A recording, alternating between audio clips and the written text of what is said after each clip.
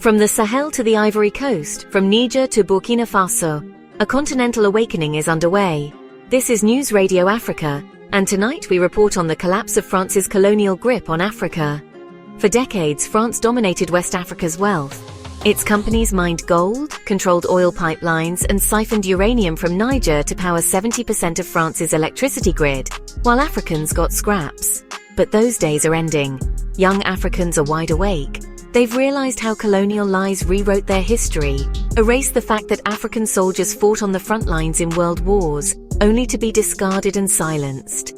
Some were even exposed to French nuclear tests as expendables. In July 2023, Niger's new government suspended uranium exports. France's energy giant Orano was forced to halt operations. Now, the once cheap energy source is gone, and France is scrambling to buy uranium from Canada and Kazakhstan at higher prices. France's gold, oil, and lithium extraction contracts are being terminated. African governments are replacing French firms with partnerships from Russia, China, and other BRICS nations, on equal terms. France also once controlled roads, airports, and ports. Giants like Vinci and Ballor ran Africa's logistics empire. Not anymore. They're being replaced by fairer, transparent players. This is no longer about economics. It's about sovereignty, dignity, self-determination. African leaders are setting a new precedent. Africa's wealth must benefit African people. Across the continent, public sentiment is shifting. Even in nations once loyal to France, Ivory Coast, Cameroon, Gabon, citizens are demanding an end to foreign economic control. New alliances are forming.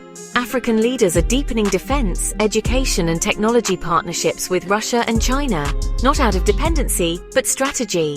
Burkina Faso is pivoting to agriculture and education to achieve true independence. Meanwhile, foreign-backed insurgencies fuel insecurity to stall African progress. But the continent is adapting, resisting, and evolving.